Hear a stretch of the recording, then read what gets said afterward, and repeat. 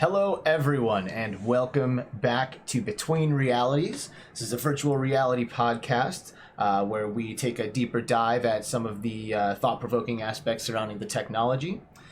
Today is February 29th, 2020, and it is a leap year, which is super crazy. My name is Alex, and I am joined here by my co-host, Skiva. How is it going, brother? It is going great, man. How are you? It's good to see you. Pretty good. It's good to see you as well. Awesome. Very cool. Last week I was busy. This week I've been busy. So this podcast has really been like our opportunity to come together lately. Mm-hmm. Yeah, it's been great. I really look forward to this time to just hang out and just chat about the stuff we love, man. And it really makes me happy. And we've been doing a lot of work behind the scenes to make this show better. So hopefully it starts to show. Yes, and it does. I'll speak for everyone else because Harry's doing a lot of work, and I'm super proud of how it's all been coming together. The set's awesome. We've been getting compliments on that, so thank you guys for that and the kind words. Thank you for joining us here on this episode today. Full disclosure, this is pre-recorded.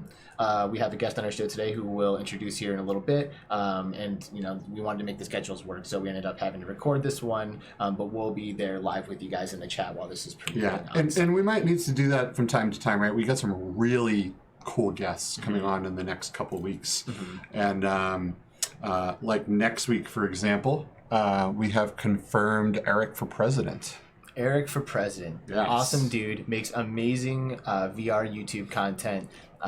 He's a great speaker. Like that dude speaks into the camera and it doesn't cut for 30 he's minutes. A natural. He's definitely the guy natural. Crushes it.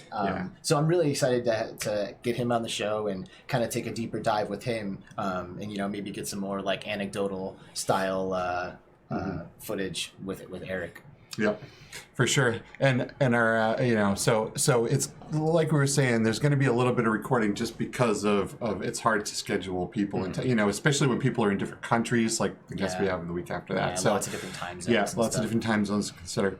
So anyway, I thought today we'd get into just a quick pieces of news before we got over to our guest. Cool.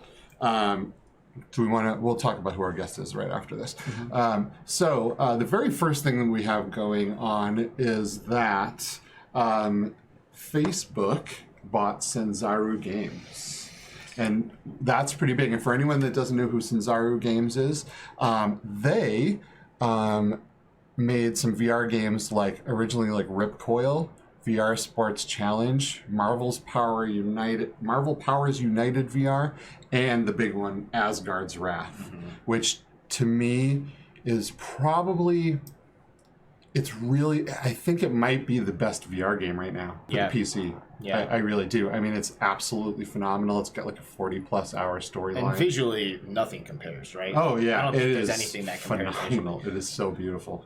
And, and it also takes a lot of, I thought it took kind of a lot of stamina, if you will, to play that game, right? Because every person you see, you're like, all right, you're ready, you're going to fight this dude.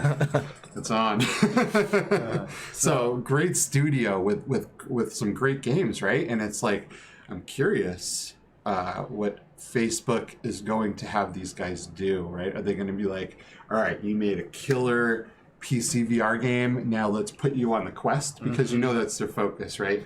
And to have a game like that on the Quest would be... it's really funny. I was listening, on my way here today, I was listening to Rendered Realities podcast from today. They are in Boston, and they did a live they're show at PAX East. Yeah. And I was listening to them, and those guys were talking about this, naturally. And they were divided on their perspectives of this. So, basically...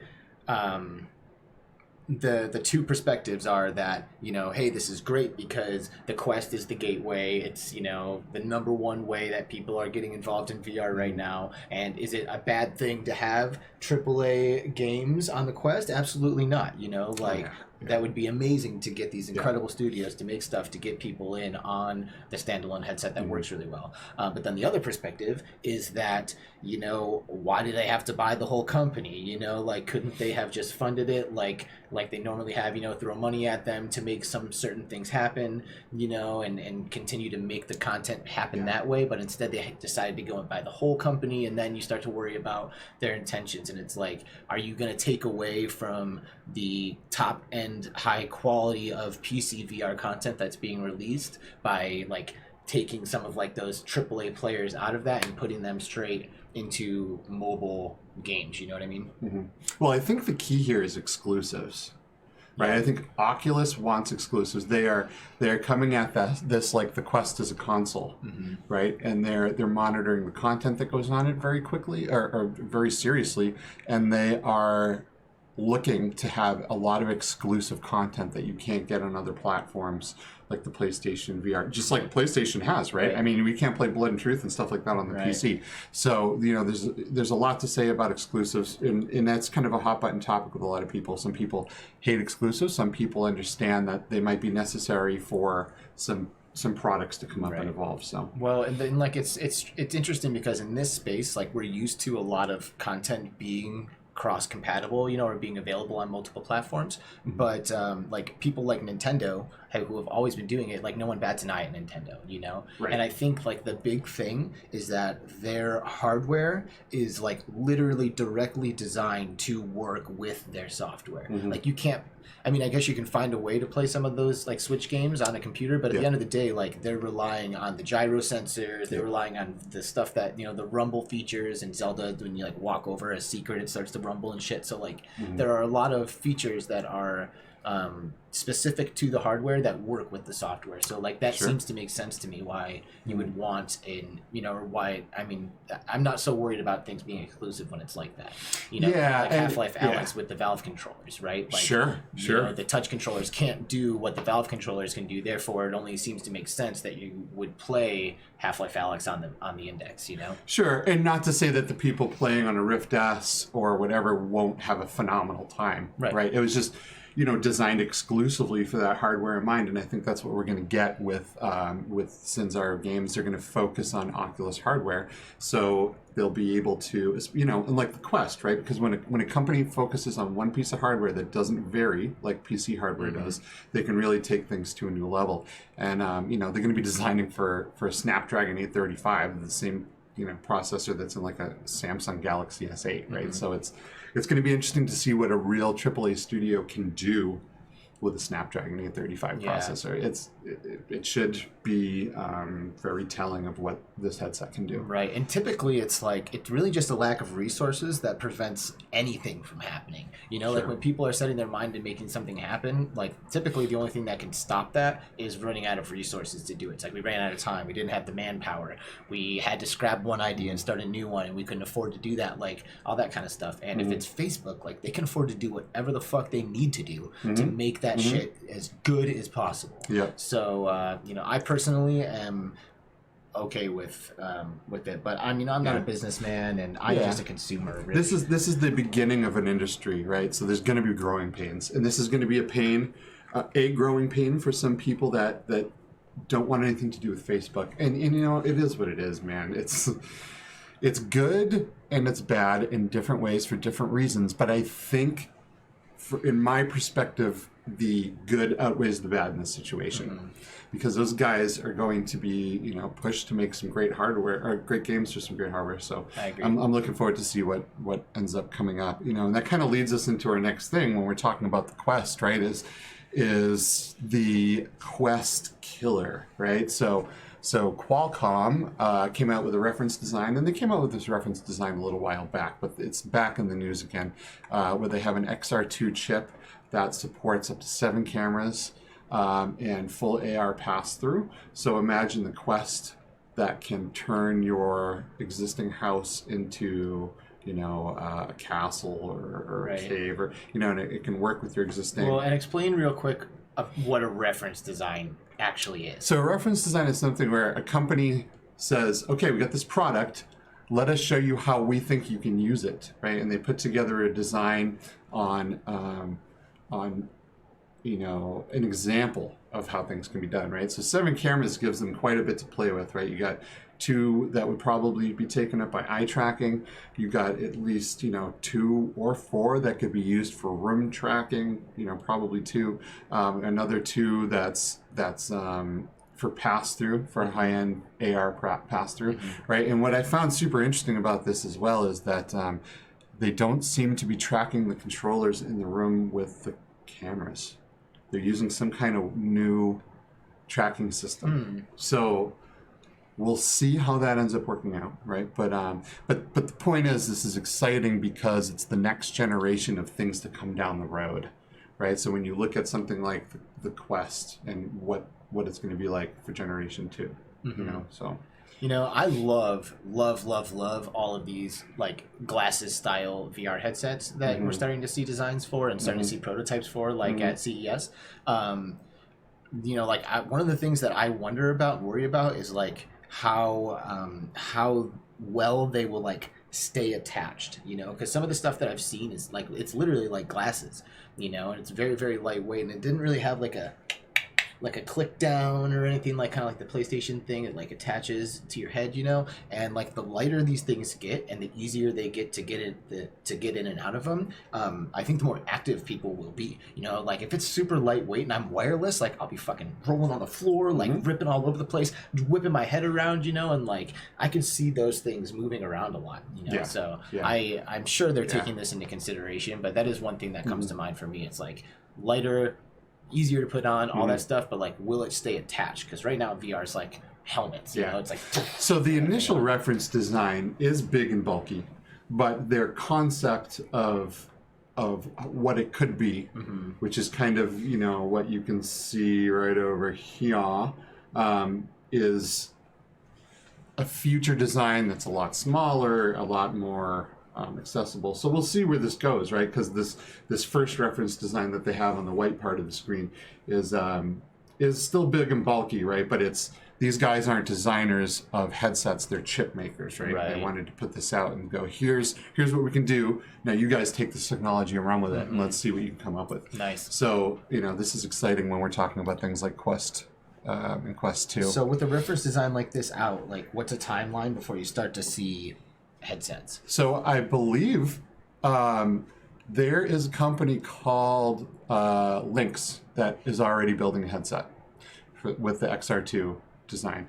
Now it's going to be $1,500 for this particular headset, but it's full legit augmented reality pass-through, which, you know, it can change the environment that you're in real time, which is really wild stuff.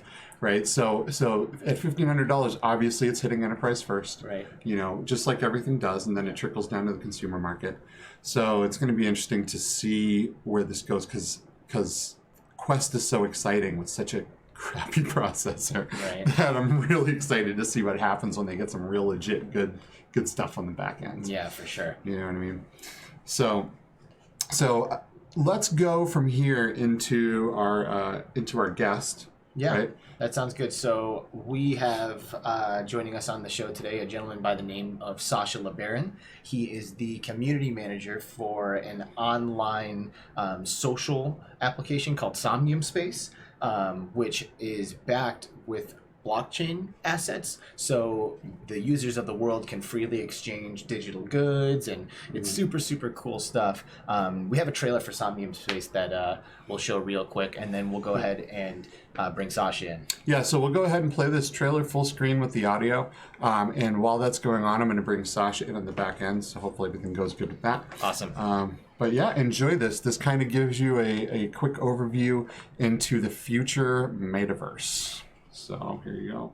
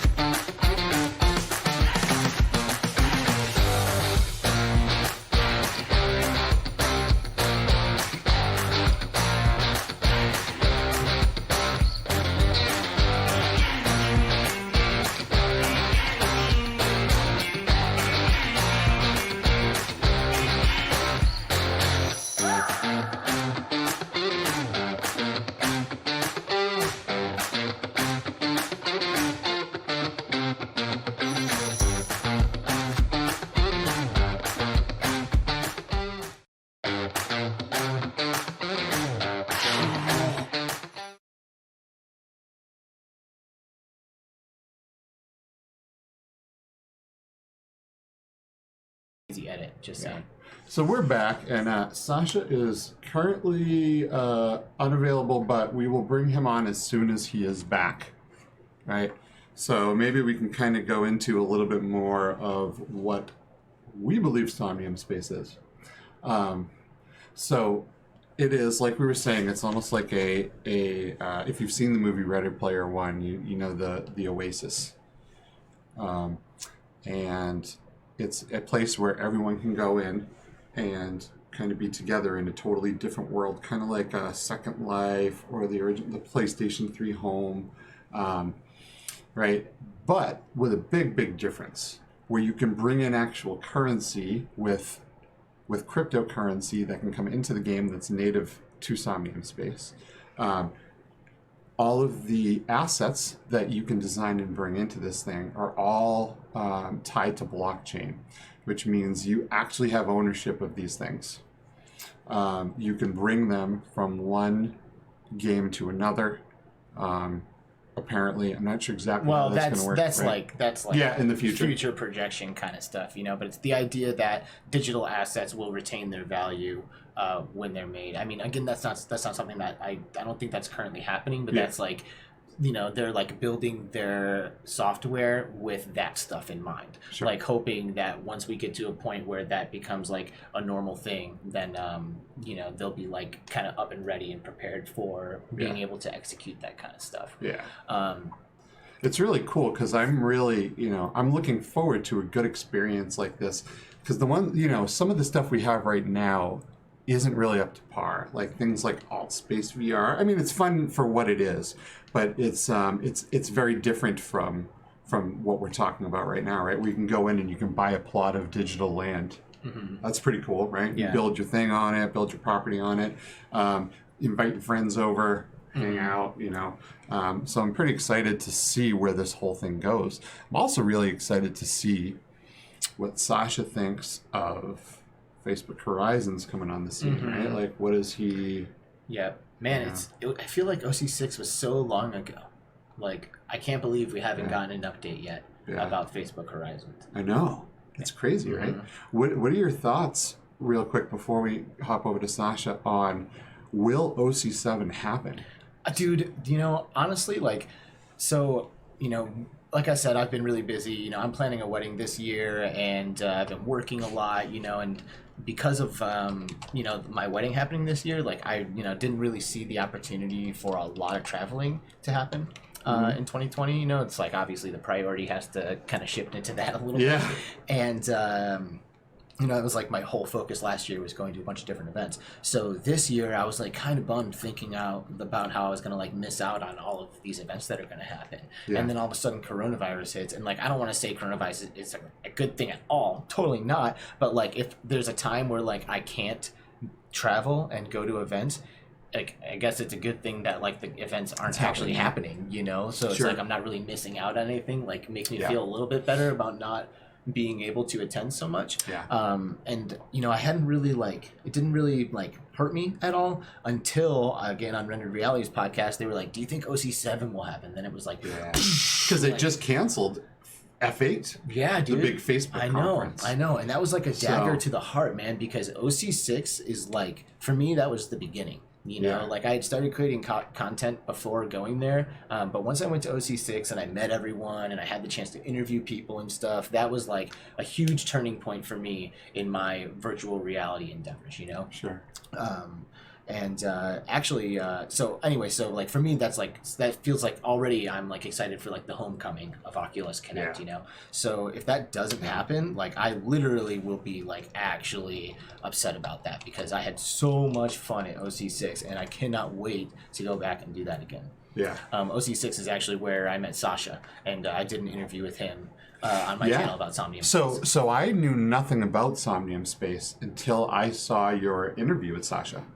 Well, and I didn't really either, because until all the way up, I mean, this whole time that I've been like Alex VR, I haven't had my own PC VR setup.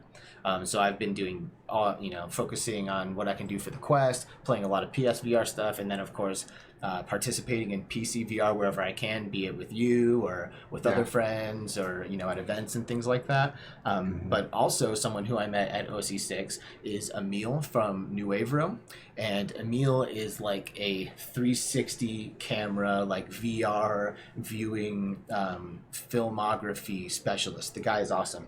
And during the the happy hour at OC6, I look over my shoulder and there's this guy Emil standing with this like freaking 15-foot stick, which is like flying all the way up to the ceiling, and he's like walking around just beaming this thing everywhere, and I'm just like, holy shit, man, like look at this thing. And he and I got to talking, and we hit it off and kind of became friends, but I didn't really speak with him again until when we went to CES. We're walking around the VR area and Emil spots me across the floor and he's like, yo.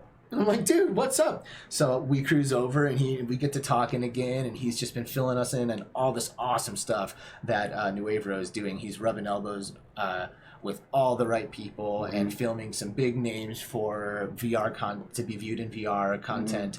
And we'll probably have to have him on the show at some point to talk about some of this he's stuff. definitely going to come on the show. We've talked to him. Also, check out his YouTube channel. He just started this thing, and it has some of the coolest 360 video that I've seen that you can watch in a headset with some really big names, with some really big celebrities.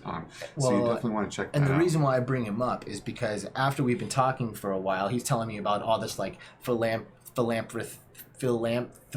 that he's been doing with VR. He like put up this event where there was like kids that were like terminally ill who they all got to play VR and stuff, and he had like bought all these systems for it, a bunch of Alienwares, and had Vive Pros set up for it, and said since that event like he's just had this equipment just like chilling laying around, and actually offered to send me one of these Alienwares and a Vive Pro. So by this time next week I will have my very own Alienware Aurora setup and a Vive Pro setup, so I will be able to like fully dive into all of the world of PC VR. And of course Somnium Space is one of the first stops that I plan on making, because I know Sasha, we've had multiple opportunities to chat, and I've been excited to get into everything, because as I've mentioned many times before, multiplayer VR for me is like the huge deal, and it's severely lacking on the Quest, and it's severely lacking on PSVR. So I'm like beside myself, and I am so grateful for Emil's contribution to all that we've been doing here. Yeah, I almost envy you, really, because you only get that experience of getting into PC VR for the first time, right? In this big monster wave of content that there is. I mean, there's so much stuff. It's not all good. Just like just like everything on the Steam store, it's not all good, right? But there is a lot of content, and there's a lot of good stuff, and a lot. Everything comes to PC before it comes to Quest, and so you're really going to get to see some really good stuff. Now, unfortunately, the industry is going to really be focusing, I feel like, on standalone VR. But I mean, this is really good stuff. A lot of good multiplayer, just a lot of good stuff to do. So it'll be. Well, and another thing that they were talking about, I mean, man, I'm a huge rendered reality fan, but they were talking about is when it comes to the Facebook acquiring these companies, acquisition of these companies. He's all about games being built for PC and then ported to VR, right? So we can still have all of that high-end, top-end shit. And his worry, right, is that these companies get hired by Facebook and they don't make the PC version. They just make it specifically for the Quest, right? So then we miss out on the opportunity to like get it both ways, I think that's going to happen for sure. Yeah. Because all the money right now is in the Quest. Developers are talking about making, ridiculously more money on the Quest than they are in the PC. So obviously everyone's going to try to go that direction. The Facebook is so crazy with their curation process that it's very hard to get anything on the Quest too. So that it makes for a very interesting situation where these developers are putting a lot of time and effort into some of these projects, and spending so much money, and then all of a sudden they can't get onto the store. And it's like, well, we just spent $1 million to develop a game. And now what? What do we even do with it? You know what I mean? They put it on the Rift, and they hope that it gets some traction. But it's crazy. I'm not exactly sure what makes a game get through to the Quest store or not, and I don't think anybody does, right? Because Facebook won't really tell anybody, But things like To the Top, which is personally one of my favorite, even in a time of day where Asgard's Wrath is a thing and Boneworks and this and that, I still go back to The Top because it's so good and it's so much fun. Yeah. And for that to get rejected off the Quest store blew my mind. It's like, what are you guys even doing? I wouldn't be surprised if they put a greenie in to decide for them. They don't have VR pros making the decision. They take somebody who barely knows VR. They're like, play this game. Would you play it again? And they're like, what? No, that was weird. And what's happening? Yeah. Because they want it to appeal to everyone, right? Yeah. They want it to be accessible. They want it to be approachable. They don't want you to pick up the game and be like, wait, what the fuck am I doing right now? Hold on, what? Weird. It's if it's not super intuitive or super clean or the caliber that people are expecting to see, then they'll turn their nose up at it. Yeah. It's one of the things when I was speaking with Ricardo Laganaro, he is the director of The Line, which is a immersive VR movie thing. He works for Arvory Immersive Experiences, and The Line won a bunch of awards. It's super awesome. Ricardo Laganaro, super smart guy, and he was talking about because the game that they made is very Pixar-esque, the images are Pixar-esque, little wooden characters and stuff like that. And, he talks about how everyone has this expectation of things to look a certain way, with companies like Pixar cranking animated features out, stuff that like Toy Story 4, which I don't know if you've seen Toy Story 4. I haven't seen 4 yet. I want to. That's the only one I haven't seen. Visually stunning, bro. Nice. If you compare Toy Story 4 to Toy Story the original, you are wow, look at how far they've come. Yeah. And that is the standard. That is what people are used to seeing when they are consuming content. So if it doesn't match something that they're used to seeing in a certain way, or used to playing God of War or Call of Duty, which all look great, they'll turn their nose up at it. They're like, oh, this obviously isn't good. Yeah. We're VR enthusiasts, so we're willing to look the other way when it comes to some of that stuff. We're like, oh, the graphics aren't great, but god damn, are these mechanics good? Yeah. General population really does not feel that way. So it has to have that polish. It has to have that aesthetic. It has to capture that same quality vibe that some of the stuff that people are used to seeing does. Mm-hmm. Yep, totally.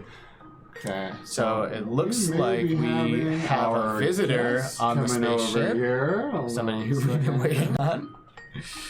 So we're gonna bring him into the call here real quick. And all right, let's get switched over to our guest, which is Sasha. Right. Sasha LeBaron, everyone. How you doing, brother? I am awesome, bro. And all of you out there, if we're live, then woohoo. And if we're pre-recording, then woohoo. We are pre-recording, but we're going to premiere it live. So we'll be in the chat watching and engaging with people. And of course, if you're available, please join us. That'd be awesome. And thank you for joining us here on the Between Reality spaceship. An absolute pleasure to have you, good sir. Yeah, welcome aboard. Thank you.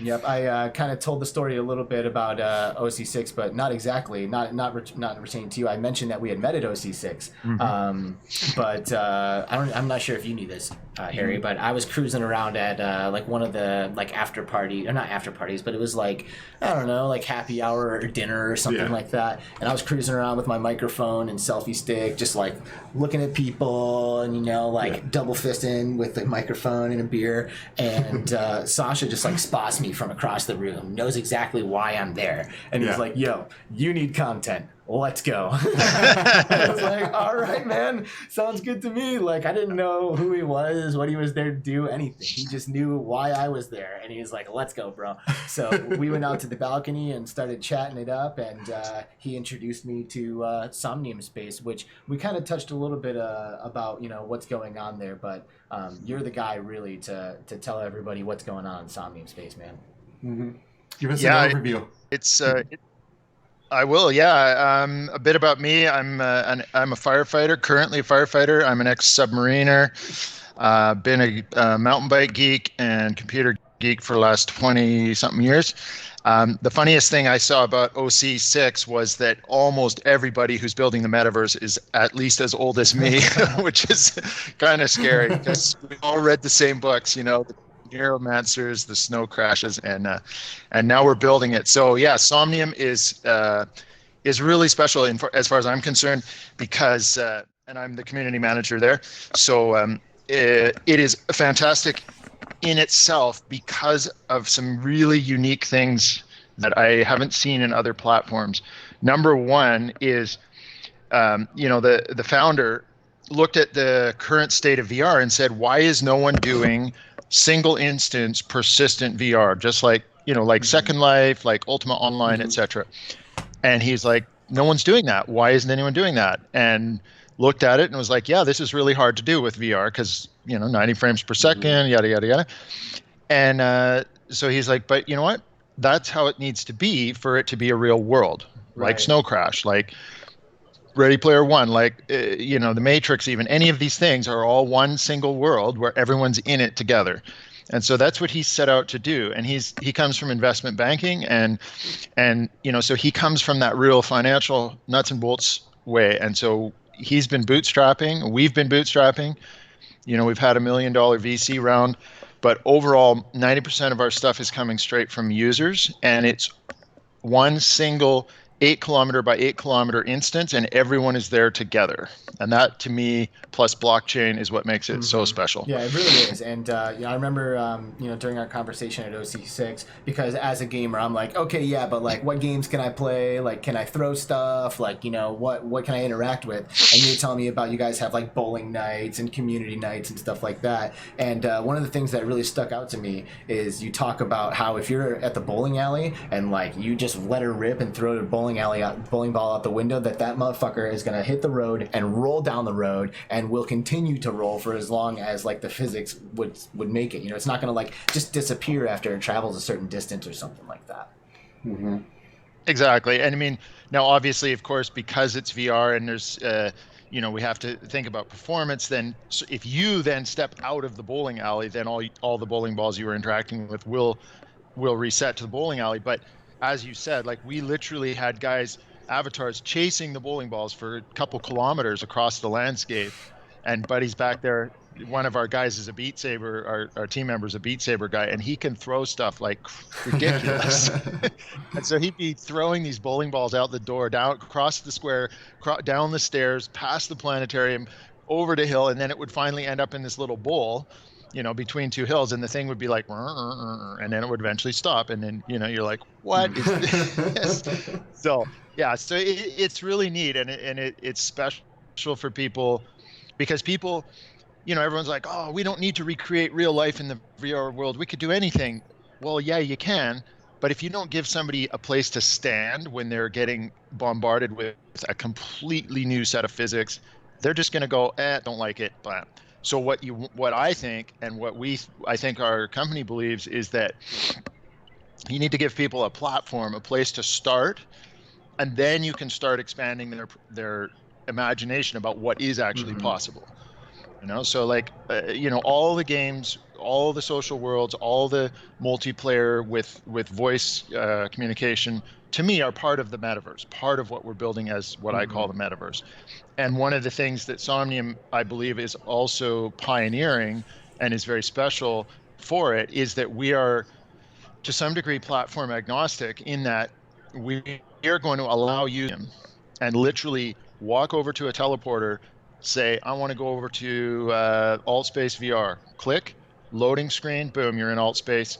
And if and so I don't know any other platform that's so confident that it's willing to help users leave the platform, Right. knowing That is awesome. knowing that it's so freaking good what is being offered that they are going to come back.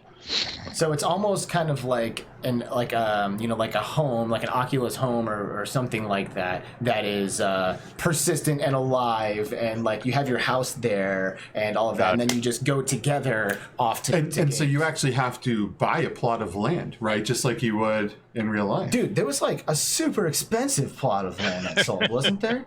Oh, dude, it's getting I mean, I don't want to say that there's some kind of land rush or speculation frenzy or anything, but the whole back end of Somnium, and I think this was a really smart move on the founder's part and the team's part, is based on the Ethereum blockchain. So we're running through a company called OpenSea to do non-fungible tokens, and that is just crypto gobbledygook to me, but it means fundamentally that each object, each asset, each avatar, each thing that you script, if you're a scripting guy, if you're a coder and you know C# and you want to put out a skateboard, and you want to have mad graphics on there and it's going to be super dope, that particular skateboard, you could make 10, put a price from the client right inside the game, because you have a VR client for being in the world, and you have a 2D client like like SketchUp or Sims or something for doing the building.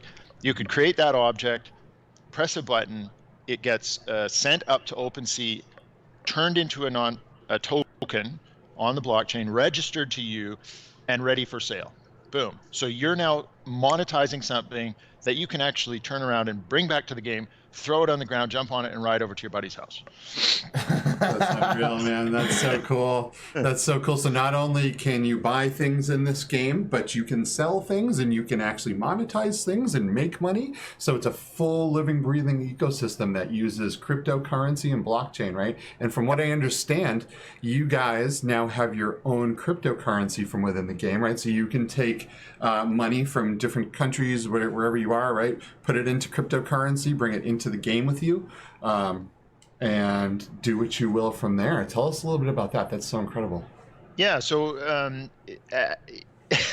what I didn't understand about cryptocurrencies is anyone can make one. You and I could make one. Let's spin up a new currency. Boom. It's literally like a few lines of code and a few minutes if you know what you're doing. So what our company did is put together a whole economic roadmap. Notice we're not calling it a white paper, but it is an economic roadmap, and part of that roadmap is having in-game currency. And so what they did is they created an Ethereum-based coin called Cubes, because we're Somnium Space and our logo is a cube, so it's Cubes. And Cubes are being listed on an exchange, which I'll come back to in a minute. But you can also buy and sell. Will be able to buy and sell, I believe, from the client. So then you'll be able to go into your PayPal, link your crypto wallet, and also here, this is really cool. Sorry, I'm just digressing now, Go for it. that your land and all your crypto assets that you bought from OpenSea that are on their ERC 721 token. So like CryptoKitties, you may have heard of. Yeah. So I have a bunch of CryptoKitties.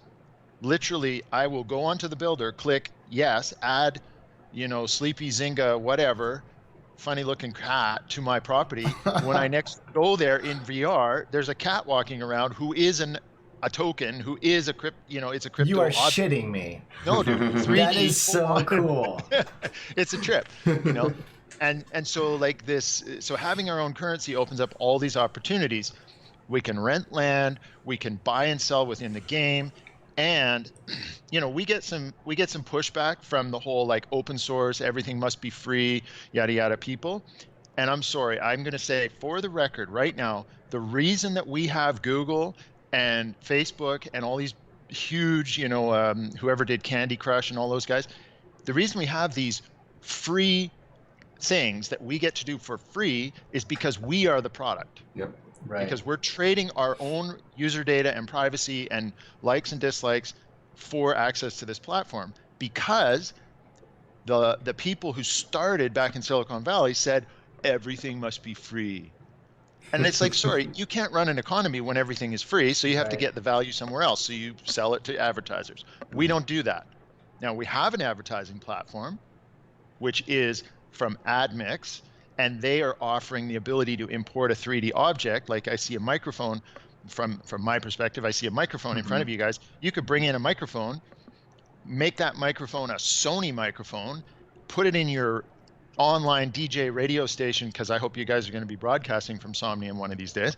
We will. Be great.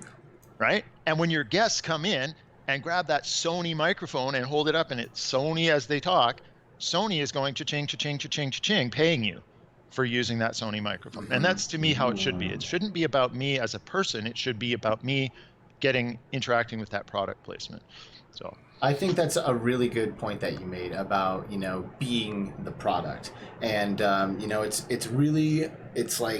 it's comforting to me that there are companies who are accomplishing things like you guys and making things happen that are unwavering in that, because we really do need to be the change that we want to see in the world. And if you have issues with that kind of stuff, first of all, you have to become enlightened, right? Like, it doesn't appear that way. When you're interacting with Facebook, for example, you're not thinking about the fact that you are becoming a product of that, whole You're thing. Consumable. Right, exactly. Yeah. So you're not really considering those things when you start off using these kinds of things. But as we become smarter and start to realize how these things work, when the new things are being created, it's in my opinion imperative that we keep these things in mind and make sure that we are building a foundation for something beautiful and not something that has the ability to turn on us and destroy us. You know what I mean? Sure, Absolutely. Yeah. Just like, if you, I'm going to refer to Ready Player One because it's, I think, the one thing that everybody knows that has a virtual land, the Oasis, which is the Metaverse. So this is kind of like the Oasis, right? It's another existence in a different place. And you really, at that point, when everything is being recorded, everything that you do, it's something very serious to take with you, because right now we're carrying around cell phones that have microphones and cameras, and we can be spied on. But if a company like, let's say Facebook, were to come out with something like, let's say Horizons, right? Obviously everything you do is going to be completely recorded, sold to the highest bidder. I mean, you are really going to be paying in the ultimate way. It might not be your money, but it's everything you do. Every head turn, every hand movement is recorded and sold to the highest bidder. So this is a little bit, to me, refreshing to know that. I don't know what you guys are doing as far as the privacy side. Maybe we can get into that, but it's refreshing to see that you aren't using us as the consumable product. And I think I do want to talk about privacy. Actually, that's a great thing to touch on. But I do want to know, Sasha, what are your thoughts on Facebook Horizons? I want legs, man.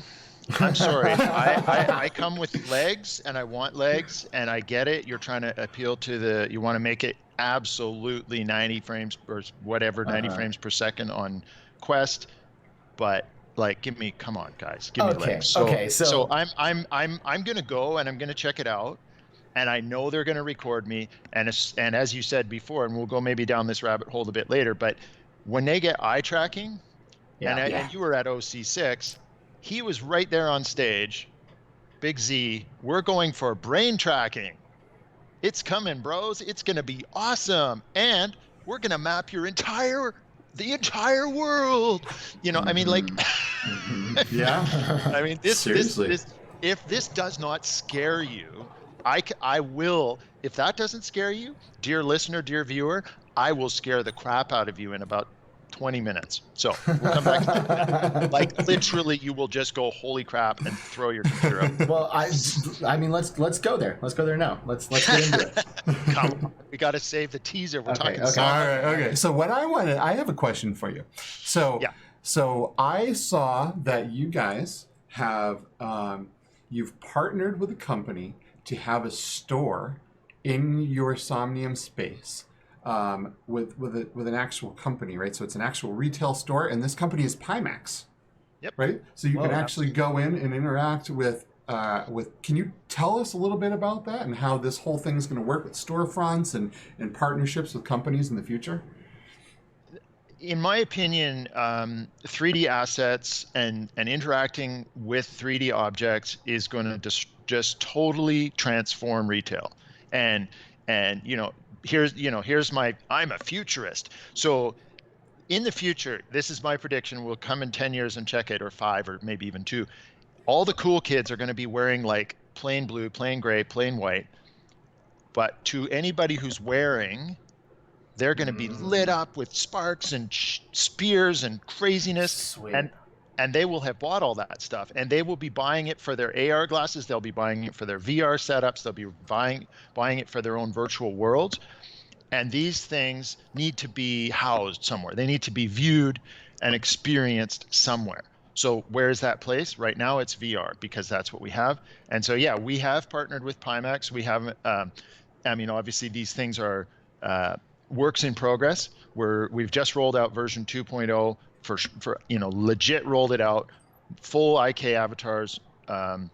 We have user builds popping up. We got over 200 user builds now live on the map. Some crazy stuff already happening. People are getting together. So this is the foundation of the new version of the client. In that client, sorry, my daughter is here. Oh, it's all good. No worries. What's up, baby? Family is always there, and it's the most important thing. It is. So definitely, yeah. So so we're basically rolling out this 2.0 client, and as part of that, we are opening the map to anybody who wants to pony up at the table. And right now, you're only able to buy from other people who've already purchased, but we will be having a second land auction, second land offering sometime later into the year, at which point we will do open auction for the remaining 3,500 pieces of property. Wow, so, very cool. So check this out. And we were talking about price a little bit earlier. The free people are going to be all like, oh, this is disgusting and gross, and I don't want to talk about it. But seriously, we have plots of land that were purchased for one Ethereum roughly, which at the time was around $200, selling now for 10. So those people, and there's nothing has changed. Like, they didn't do anything except that the game has grown, the exposure has grown, the idea is expanding in people's minds, and they're going, hey, wait a minute, there's only 5,000 plots. The whole world is persistent. We have tons of ways to monetize. People are going to come here. Maybe not everybody. Sure, every world appeals to a certain person, but I believe enough people are going to come that those plots of land are going to go up in value. Just like there's only 21 million Bitcoins. So right? This is crazy. So this is literally real estate. This is real estate in virtual reality, because the space is limited, just like it is here on Earth, and as areas become more popular, games become more popular, value of property goes up, and maybe you have a house right next to the Pimax store, whatever, if that's a hot item. And that house there's houses right next to waterfront. So what I want to know now is, what if I start a career as a VR real estate agent, right? And I invite people to come into Somnium, and I get a percentage of the sale of the home, and I connect them with people, you could legitimately create a career of VR. Doing normal jobs like a real estate agent in virtual reality, and everyone is happy and everyone loves it. It's not like a weird thing, or not forcing it, you know what I mean? Right. You're literally helping people. Right. So that's such a cool idea, and the idea of being able to go and work in virtual reality and in Somnium Space. So for example, with the Pimax store, can you walk us through what the transaction might look like there, as far as a customer coming in, viewing a product, and then ultimately purchasing it? So in our current iteration, we have an agreement, a B2B kind of arrangement with Pimax, that if you buy a Pimax through the Somnium store, you get a discount. And I'm not sure what the discount is. The store hasn't spun up yet in the new client. In the old client, you were exposed to a 3D headset. You could look at it, you could turn it, you could see. You got a review from VRTK, who's you know him, awesome review of the Pimax product. So ideally, in a perfect world, where we're going is literally every model full. And here's where it gets super meta. If you know, if you played in VR chat, some guys have uploaded headsets, and when you put on the headset, you go into another world inside the first world. So it's like Inception each time style. you put on it, exactly. Each time you put on a headset. So ideally, and I don't know if there's a way to do this in Unity because I'm not a Unity coder, but ideally, when you pop on that 8K or 16K or whatever widescreen Pimax in the game, it does some fancy footwork and just destroys your eyes. And you're like, what is this? Take it off. Holy crap. Whoa. And then, so you're like, okay, probably it'll be automated. I don't think there'll be a Pimax representative in the store at all times, but probably it will be. So for example, Arthur, our founder, bought his Tesla from Somnium. He was in Somnium. He went over because they had coded in a web terminal, coded in a model of a Tesla, an S Model S sitting there. He went on the website as an avatar, punched in all his information, hit the buy button. Very cool. Very cool. And here I'm also putting this out. If I can swing this, when they put a 3D asset of a Tesla truck into Somnium, I'm going to go buy one. I'm going to go press the button. Will there be a time where we can test drive those things? Will there be virtual dealerships and you can get in a car and see what it looks like in the interior?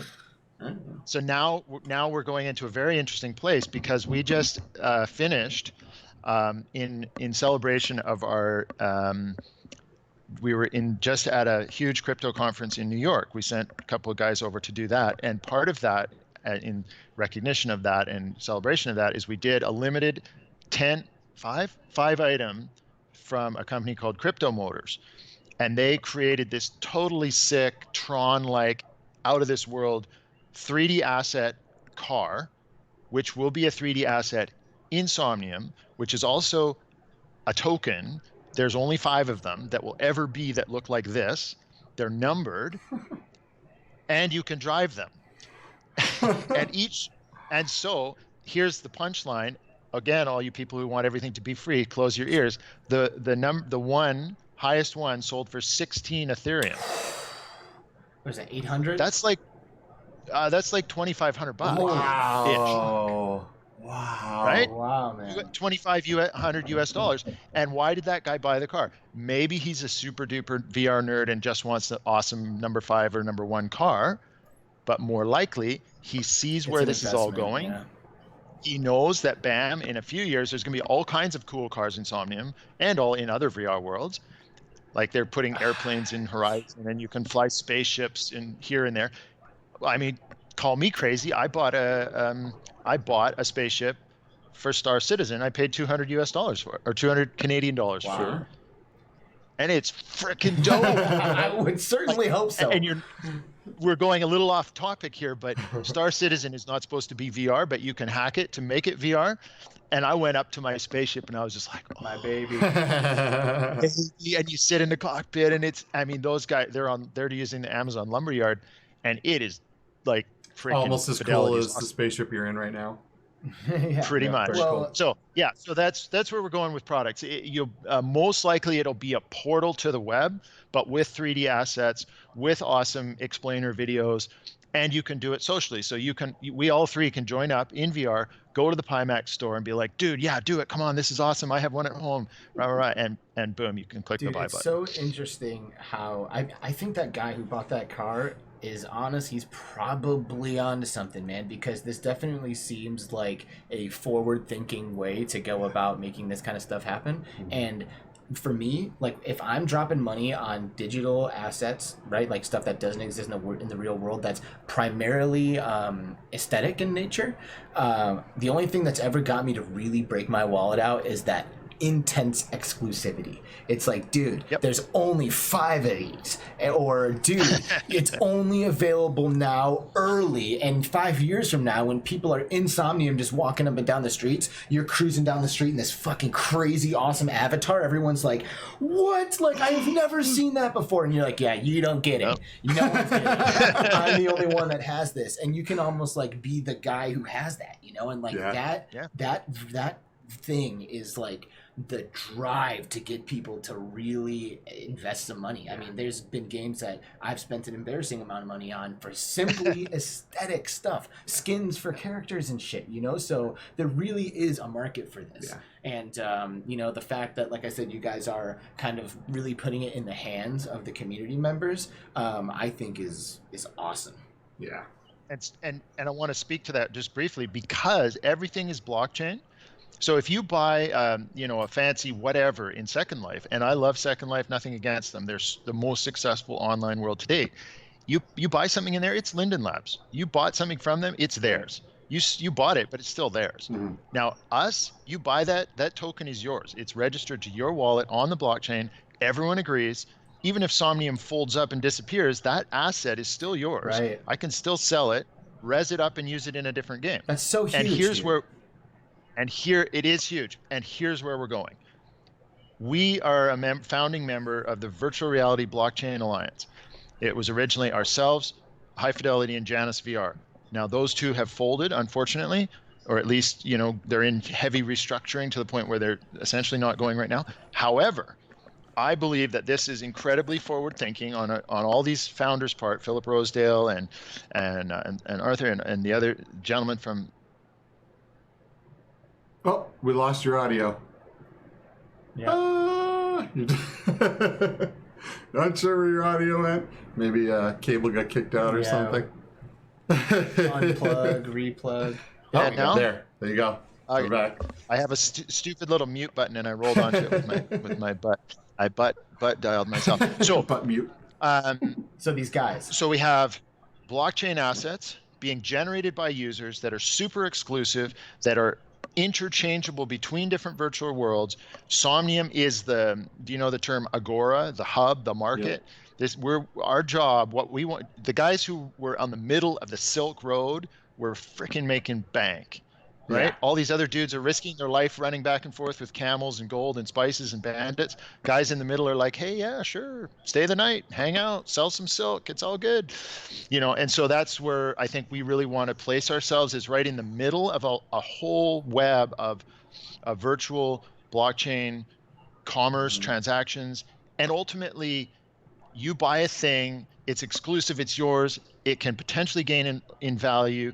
And if you can use it in VR chat, in Alt Space VR, in Tivoli Cloud or whatever, that asset is only worth more to you. Dude, and there's like so much more incentive to spend money on something that retains value and that you can like take somewhere else. Because all of that money that I've spent in those games and apps on aesthetics, like they are, what can I do with that? Like nothing. Unless I'm playing that game, I cannot benefit from that whatsoever. And if that company goes under, then it's just gone forever. Like they just have kept my money and that's all there is to it. But with stuff like this, you know, I could make a virtual asset and own it. And even if, you know, God forbid Somnium Space was to fold, I would actually still retain the value of those items that were created and exchanged in the game, which is just like, there's like, it's almost like, nothing like it. you're not really Nothing like it. losing anything. Where it's like before I'm spending money and I'm losing it. Sure, maybe the value could go down, but like it still has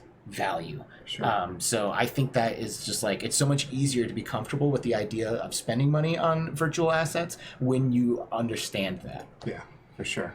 Yeah, I have a question for you that I've been dying to ask you this whole time.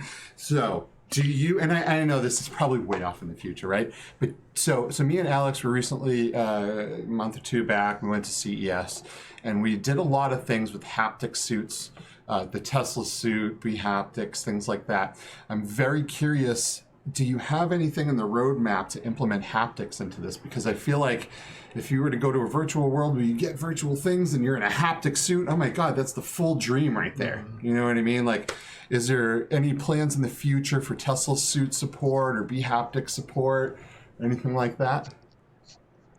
The reason I'm laughing is because it's already implemented. Oh, really? So what? Okay, Tesla suit, if you're listening, please. I'm a size XL, 6'2", so anyone, I'll try it for you. But yeah, no, it's fully app. The founder is a VR nerd, double like us. He's totally on it.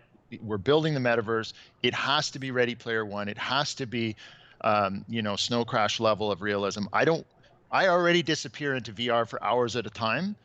But when you so here's an example. I'm on the fire service. I have a pager that tells me when there's a bad thing happening. Not for me, it's bad, but it's bad for somebody else. Then I'm going to go and help them. So I'm in a VR experience that had wicked 3D sound, and I freaking hear a siren going by, and I rip off the headset and I grab my pager because I'm like, wait a minute, I didn't hear. How come no one told me there's something going on? And then I realized, oh right, it was actually in the world, so funny. right? So that's where we're going. And like when Rabbit Hole comes and Neural Lace and everything else. But yeah, so we're already supporting all that stuff. We support all the headsets, all the grip, Index, Vive. So can I go into Somnium Space tonight with my B-Haptics vest? And that's a really good question. I encourage you to try and see what happens. Okay. Cool. Currently, I have no idea where we have a huge to-do list, as you can imagine. And this is what people are like. We get some negative comments on Steam. Oh, it was choppy, or it was laggy, or there was no one around, and it was boring. It's like, have you ever tried building a game rather than just playing games for free and complaining about them? Because we are seriously like it every few days or a month or whatever, it just hits me like a ton of bricks. We're building a whole freaking world. Economy, government, transport. Because here's the thing, one of the genius things about Somnium, you can't get around quickly. There's none of this, because it's all one world. Like in VR chat, you're like, oh, where are my friends? Oh, they're in this world. Bing, bing, bing. I'm there. Done. This world, where are my friends? Oh crap, they're over at Alex's place. That's like 8 kilometers on the other side of the map. It literally takes you 15 minutes to walk there. I love that. That's amazing. I love that. And I do too. And it pisses me off. So what am I going to do? As soon as the Unity SDK drops, which is coming, it's right high on the list, then bam, now scripting works. Now bam, I can script a motorbike or a bicycle. That's also an NFT, a non-fungible token on the blockchain. Oh, this particular one happens to be a mad freaking Harley chopper, which I'm never buying in real life, but want so bad. So now I'm over to your place, park my ride, and everyone's like, dude, where can I get one? But you can't. There's only one. You want to buy this one? 20. Yeah. That's so good. Right? So there's like a huge, there's work, there's jobs. The future is working in VR, because come on, Alex, you and I have met. Nothing personal, but I don't need to meet you again for quite a long time now. We've already shared that space and gone, yeah, dude, this guy's stand up. I love him. Awesome. We can do this. So now we meet in social VR. That serves 99% of what meeting in real life does, minus the smell. Right? So, well, I think there will always be a place for face-to-face interaction. There's a lot of energy that it gets exchanged in the human body. That's very intangible. That goes beyond sensory perception, in my opinion. But you don't think so? You think that translates? Oh, no. Here's the thing: the three of us, because here you want to get metaphysical. We'll do a little sidetrack into metaphysics. Am I this? Are you that? No, you're not. You're something inside. Who knows what it is? Soul, mana, blah, blah, blah, chi, whatever.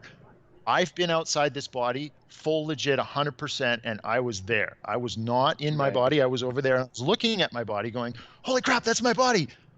But I'm over here. What the hell? So that energy does not care about time and space. The three of us, the three of us are in the same space right now. We're sharing energy. I'm getting goosebumps just talking about it. So the fact is, when you get VR up to the next, even a few degrees more, give me like 160, 180, like a little bit bigger. Give me a bit of haptics. Boom. Yeah. Boom. So you right? think that like And there's some times where like you can walk into a room and you can just feel the tension, right? Like you think that that just like will translate just as easily, you know? dude, here, try this out for size. Do you have a girlfriend? Are you married? Or I'm getting married this year. Actually, I have a fiance. okay, so try this out. Don't tell your fiance. Don't watch this, honey. Don't watch this, or tell her later, or whatever. Don't grab a couple drinks, head into VR chat on a Friday night, go to a dance club, and start throwing some moves.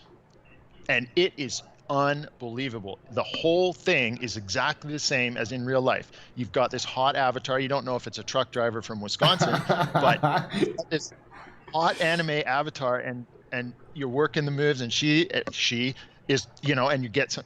Now think when we get eye contact, dude, it'll be like you'll just look at Second Life avatars. I've been hanging out with this guy from Victoria. He's been in Second Life for 17 years. I'm up. Sorry for any of you listeners. I'm on the west coast of British Columbia, Canada. Woohoo!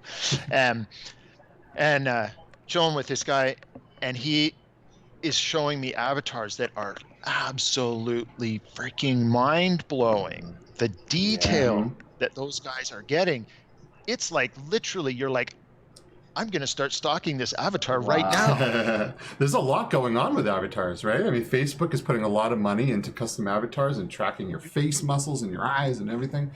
So, and we, Somnium, are totally on board. So our current, I don't know what the standard is for VR chat right now. I think it's like 35,000 polys or whatever.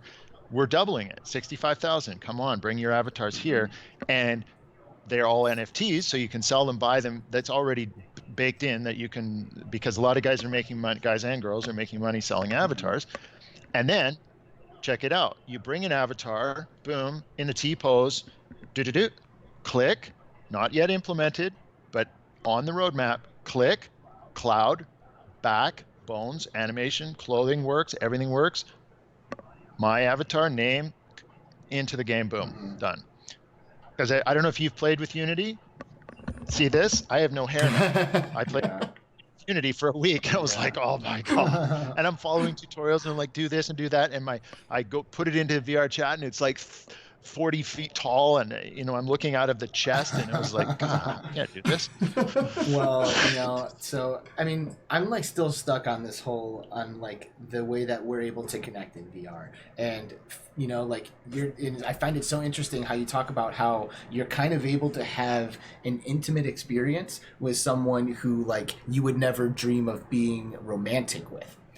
So it starts to like draw lines between things that were like normally completely connected, like an intimate moment with someone and a romantic moment with someone. Like before, those things were like connected, but now you can feel something with a virtual avatar being controlled by someone who, if they start speaking, like that might, like it's weird, if it's like a dude all of a sudden, like, but you're not romantically connected to that if you're not homosexual, and then it's like, it starts to like kind of pull apart some of those things, and blurs the lines. It blurs the lines big time, and it forces us to like go back to the drawing board when it comes to how we define this stuff. It's like, okay, so what is an intimate experience then, and like how do you define connection with someone, and what are the minimum requirements for that? Sure, and people are already starting to understand that just because you were here, and you were put into a guy's body, doesn't mean anything.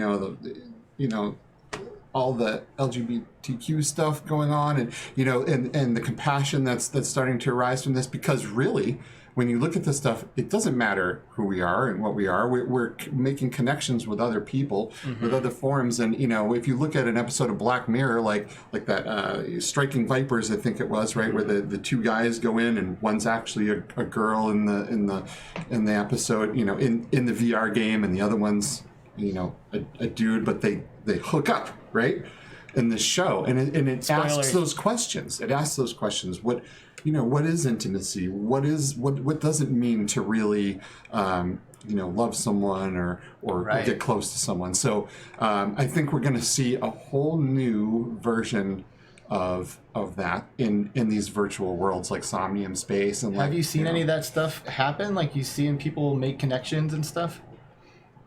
Absolutely. And I'll just do a couple of quick. All right, read it out loud to the class. All right, what does it say? Jan called. Give her a call. It's my mother. My mother has called, and I've got it. See, look, analog. It's alive and well.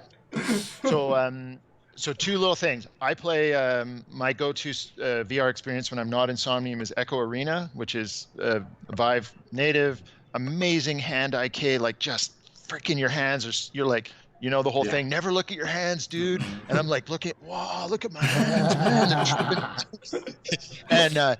and it engaged me on so. And so I'm playing this really intense game. It was super fun, and it's like last goal, and it was like a buzzer shot, and boom. And I'm just by the goal, and the other avatar had scored the goal on me.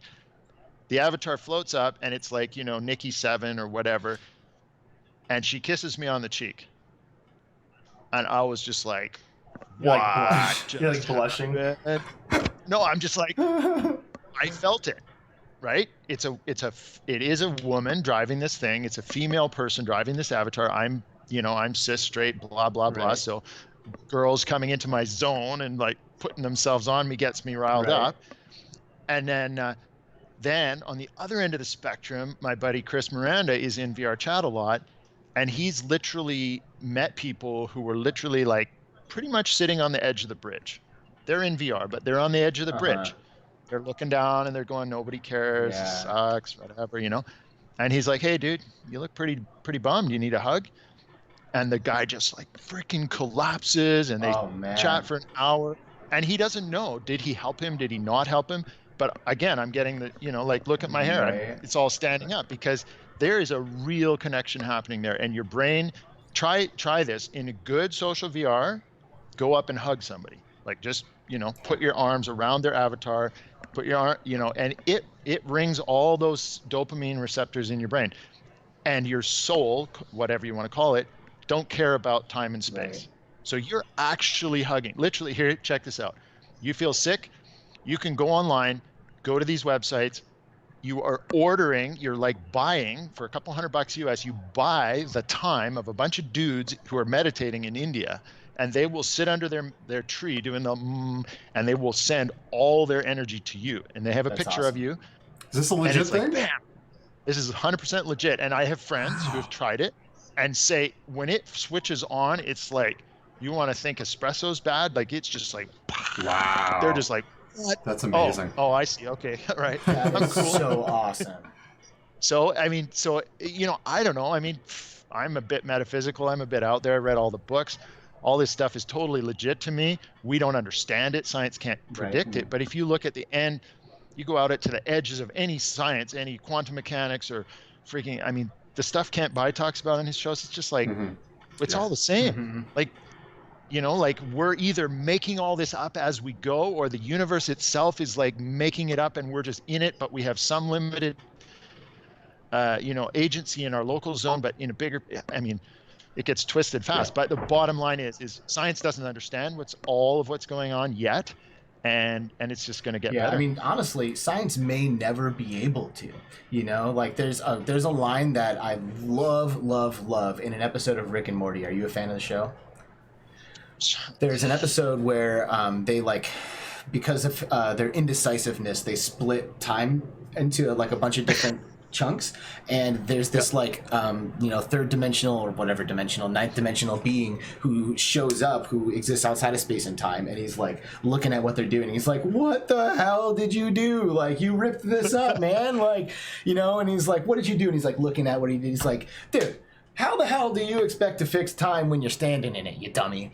And that really landed with me, because it's like, we're trying to understand everything from inside the bubble, but it's totally. We're never going to get, I don't know if science will get us to that outside perspective. It might be a combination of science, being meditation can bring you. Yeah, the spirituality and technology and science coming together that helps us kind of blossom or whatever, but maybe it'll be VR and brain interfacing. Dude, I really think that that there is a place for spirituality in all of this. Just like you were saying, those meditation dudes, they are throwing some real, actual, immeasurable energy, and it is no joke. And if you've ever been down the rabbit hole on hallucinogenics or whatever, you understand that there is shit going on that we do not fully understand. Yeah, totally. And I mean, to me, VR is awesome for just that. That's one of the reasons VR is so awesome. There's a little app on, it's probably on all those platforms, called Blortasia, and you literally throw the headset on, and it's just this freaking crazy three-dimensional thing that's morphing and changing. And literally they've given this thing to people in hospital, and they watch their brain scans, and their brain's just like, and it chills the hell out, and the pain receptors go down, and endorphins go up, because they're getting this thing that's super novel, and it can't exist in reality, and it's essentially like a really good acid trip. And as soon as you take the headset off, it's over. Wow. As soon as you put it on, it's back. Boom, boom, boom. It's so fast. There's no gnarly, like, oh, my stomach, and I don't feel well for 3 days. So to me, it's you guys are totally on the right track. I'm running a little low on time, so I'm just gonna touch quickly. I'm just gonna hammer through a few points. Absolutely. Let's do it. So we're coming. We have we just launched. There's a guy who just launched a newspaper. So if anyone wants to write VR stuff about Somnium or about VR and have it published in VR, Somnium Times is now live. We've got a huge Discord community. It's growing really fast. It's super fun and positive. Hopefully that'll be in the show notes. The roadmap. We're going to do a live radio station. It'll be broadcasting 24/7. It's going to go to your phone as well as in world, so you can interact. There's going to be a phone version of the client, so I can manage my property, look at rental, who's doing what, where are people. I can message you and be like, oh, where's Alex? Oh, he's at his place. Hey, Alex, how long are you going to be there? Can I jump in an hour? So that'll all be radio part of it. DJs, like people filling time slots and stuff like that. Yeah, that's cool. Totally, but they will only be live. They will only be able to do it from VR. So there will literally be a red light on and a room, and you'll be able to see a guy in there doing things and moving, stuff around, and it'll be like, yeah, that's the guy. So we have a really cool thing. It's called Live Forever mode, which is, and it gets a little Black Mirror if you take it the wrong way. But I wanted to ask you about this. I'm glad you're going into it. Yeah, on the privacy side, our goal is we don't care about your demographics other than for one single reason, and this is handled also through blockchain, which is, excuse me, there's a thing called KYC, which is Know Your Customer, and that we need to ascertain your actual details of you as a person so that we can know that you're not laundering a whole bunch of drug money. So once you've got that dialed, hey, now we know exactly how old you are.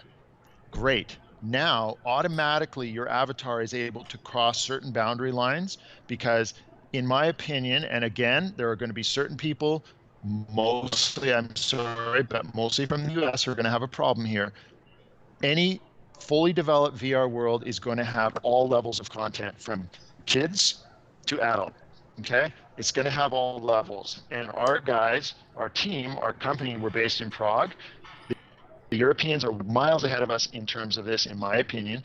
And so there are going to be things that are going to be on the adult side of the line. That's private. It's locked down. There's nothing showing on the outside. But if you're by your avatar and your user and your ID, if you're known to be able to access that content, boom, you can cross that line when you want to, just like in real life. So that's how we care about that. And then so Live Forever is going to be on your own property that you own. That is a blockchain asset. We, the company, once you subscribe, and this is something you have to pay for, it doesn't happen automatically, record your avatar, record your speech, record what you're doing, shove it all into a big server, let the AI chew on it, and then spit you back out as yourself. Wow. So now you can inhabit your own property using your own self as the base, and it's always learning. As long as you're subscribed, it's always learning from you whenever you show up. So literally you can go in there and have a big epic argument with yourself. So talk about doing like a pro and con thing. You can be like, dude, no. And then your avatar is like, no, well, what you haven't. And you're literally, and here's where it gets a little, like, some people are going to object, but in 10 years, it's going to be totally legit. My kids, when I'm dead, can come into Somnium and hang out with me. Right? And if I'm smart, and I hope to think that in some small way I am, I'm going to be doing little, saying stuff that I've never said in real life, telling little stories that I've never said in real life, so that the So they AI can get has that. this little package, this little Easter egg of information about their dad, who that they can then come and interact with. And they can learn something and They can like learn get new something information. and have a little experience that they never had. You know, here, there goes my hair again. So I know you don't have long, but I assume you've seen Black Mirror. And Yep. or wait, was this Black Mirror? There was some show. It might have been Black Mirror. It might have been that Amazon one. But there was an episode of one of those shows where she was able to take the personality of like her dead boyfriend and put it into a robot. That was Black Mirror. Was it Black Mirror? Yep. And you can see by the end. I mean, they typically take an ominous perspective with a lot of the technology, mainly for entertainment's sake. But you know, for them, they were like, "Oh, look, she can't connect with it. Like, it gets her close, but it's like almost like a teaser, right? Because like the guy's like, "Well, no, do you want me to do that or not?" And she's like, "I just want you to want. Like, you're not human. You know what I mean?" And it like drives her to this point where she's like going crazy about it. You know, and that's where my fear would come in, is that like we try to emulate what's human and we get so close that it actually fucks people up. Like that, like it could possibly have a negative impact. You know. So absolutely 100%. And here's like, we've already had VR deaths because of people doing stupid stuff in virtual reality. There was a gentleman from the Orient who literally went through a window on a 75th floor building, and that was the end of that. So it can happen, and it will happen. Any technology has its aspects, its sharp, pointy bits that can hurt you. And we're now seeing, the studies are, at least preliminary studies are now showing that learning things, and which is one of the number one reasons for VR, for training, is actually better under certain conditions, more effective than learning it in real life. Now, I agree with that. Now you're getting people stuff like Resident Evil. And you're hearing stories about people who literally can't go into their bathroom with the lights off for months. And we think that's funny, but really what that is PTSD. Seriously? Which I don't want to laugh at, but like that's crazy. Yeah. It's crazy. And here's the other thing that's not being talked about, because we're all like peace, love, and light and joy and build the metaverse. The bad guys are in here too. And they've got you freaking strapped down on a freaking waterboard in VR, and VR torture is a thing. So we can't ignore that this thing has multiple facets and multiple sides. We can only do our best to say, hey, how could this, and this is why any dev team needs an ethics person as well. To be at least advising them to say, hey, how could your thing be used for evil? Look, there's an ambient light sensor on this phone. It was clearly shown that the ambient light sensor can see where my finger is and know what buttons I'm pressing. Boom. At minimum, there's my password. At maximum, there's total knowledge of what my finger does on my phone being transmitted by the phone. So, so we've got, that's just like a super small little segment. We could go hours on this stuff. But for Somnium, we've got tents that were limited edition tents, which give you a little tiny parcel of land which you can pop up anywhere without actually buying land. You get use of it, so it becomes a sandbox. So I own one of these tents, and I can literally throw that tent down right on a prime bit of real estate at a point in the land and watch the sun go down and put out my barbecue and have my friends over, put up a stereo and have a little party. So that's a cool thing. We have, so camping is a thing. We have kayaks that came out as NFTs and are also coming later. So you'll be able to rent a kayak and go paddling around. There's all kinds of stuff. There's people, you'll see builds popping up. Whenever you go in the world, you'll see things actually building in real time. Like you'll look and you'll turn away and there'll be something like, something will be loading in there. Cool. And it's epic. And climbing the mountains, there's going to be full like rock climbing as you saw before on the backs of buildings and up on mountains. You'll be able to buy extension of height above your property and extension of height below. So there's going to be a whole subterranean part of Somnium that no one will see unless you're invited. There's going to be building underwater. There's going to be a survival mode, which will be basically like any survival game. You have to get wood and water and eat and sleep and all that business. hunt and fish. There's wildlife. Some of it will be interactable. Live events are coming. We've already had a few live events and more coming. We have, some big name VR speakers coming, and going to be some concerts. I've got some DJs lined up to do concerts. So the world that you inhabit in your daily life, we're going to do a mirror of it as much as we can in Somnium, and it's going to keep on adding. We're going to have trains, and then the final story, the final thing of the build and the platform, and this is where people are like, oh, it's a scam, it's just blah, blah, blah. This map is locked. There's 5,000 parcels, it's 8 by 8 kilometers, it has mountains, lakes, rivers, done, it's over. It will improve with time. At some point, when pressure becomes high enough, we will launch a second one. But it won't be this one, it'll be a second one. And it will the thinking at this point is it potentially might be on a planet. And you will literally go to the spaceport. That sounds fun.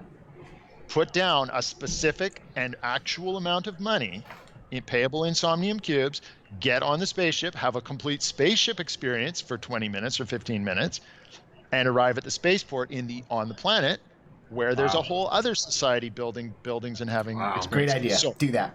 Yeah, done. Very cool. This is just too cool, man. This stuff is absolutely amazing and mind-blowing.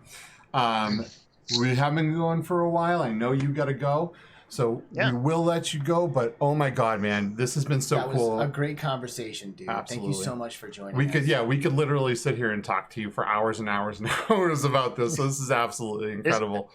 And I mean, we thank you, and we have a privilege and an obligation to the future. We are building it right now, folks. Anybody watching this, whether you're a gamer, a dev, an investor, a community person, whatever, we're building the metaverse, and we have an obligation to look in the dark places and say, hey, that's not cool. The fact that certain company, his stated goal is to have contactless, that means no invasiveness, put it on your head. Now they know what you're looking at. They know your brain waves. You can talk to the computer. So check, this is where I was going to scare you, and I'll do it now. Okay. They freaking throw the scanner onto the brain, and the computer voice reads out what you are thinking. Word for freaking word. How? Because of AI and deep brain scanning. Oh, man. Okay. Right? But you've got to have thoughts that exist outside of language, right? Well, yes, but when you put it into language, so currently at the current state, and it's primitive, but at the current state, when I think Alex is it says rockin' dude, right? Now, check this out. AI, so the one AlphaGo. So AlphaGo beat the top Go player in the world, which was supposed to be totally impossible. Right? He beat that player 4 games out of 5. They spun up a new iteration of AlphaGo, who beat AlphaGo 100 games out of 100 games. And came up with strategies that no one had ever seen or heard of before. And grandmasters were like, holy crap, that's an epic strategy. Wow. That totally works. So we've got AI at that level with these antagonistic networks where they're learning from each other and playing billions of games in seconds. Then you have this technology that can read your brain and currently literally read the thoughts. And then you have these crypto or klepto capitalist types, I don't even have to say the names because we all know them, who's made us the product, and they want to put these things on our heads and put cameras looking at everything and map all of our situation. Now, the last and most terrifying, before we go to the peace and the love, is how long does it take your eyes, ears, nose, mouth, etc. to create a world for you in your analog body? Do you know the number? No, it's not long. It's around 50 milliseconds to create this world. We're 50 milliseconds behind all the time, but our brain has all these tricks, so we don't feel like we're behind. It feels like that happened in real time, but it didn't. It happened half a second ago. Right. The AI has no such limitation. So now, as soon as we're in an artificially generated world with artificial intelligence that is higher than us, that is created by corporations who don't have our best interests in mind and know every inch of us psychographically, every detail, zero. You have zero free will. Done. It's over. You don't. It is completely, like, you want to talk Black Mirror. It's like 10x Black Mirror. So that's the dark side. The light side is that we know about these things. We know that this is a potential, and that there are companies like ourselves and Tivoli Cloud and all sorts of other cool people and small devs and web VRs coming online. And the network effect, I think, is ultimately going to destroy the walled gardens, because, come on, web will always, the connections will always rule over walled garden. They're going to be maybe a higher fidelity, but the web connected version is going to be cooler. So we have an opportunity, everyone, to make it not like that. There will always be parts that will be like that, but we don't all have to be there. Right. That's all I can say. Right. Yeah. You can't escape duality. So, Yeah. Sasha LeBaron from Somnium Space, thank you so much for joining us, dude. And I really hope that you'll join us again in season 2. I feel like this conversation needs to keep going. It does, man. This has been a great conversation. Thank you so much for coming. Really, really appreciate it. Thank you all. Good luck with your project. I look forward to catching it. Please dump some links into the Discord and put up all of our social stuff. We're on Twitter, Instagram, Telegram, Reddit, Discord. Sure. We'll put it all up in the description. Yep. And I'll have a PC this week, so I'll join you in Somnium Space by next weekend. Fantastic. Let me know if you need any help getting in. Certainly will, dude. Thanks again. Enjoy your day. Thanks so much, Emmy. See you later. Bye-bye. That was so awesome. That was amazing. Great conversation. Great conversation. And things for people to really think about, because there's real life consequences to a lot of these things. Right? So, yeah, absolutely phenomenal. All right, so giveaway. The giveaway, we have another. Oh, that's right. So the giveaway the last week's giveaway should be over. So we should have winners then to announce. We should have winners, and I've never done this before, so hopefully we can pull those up pretty quickly. So while you're pulling them up, I guess we have a new giveaway this week, and every week there'll be a new giveaway.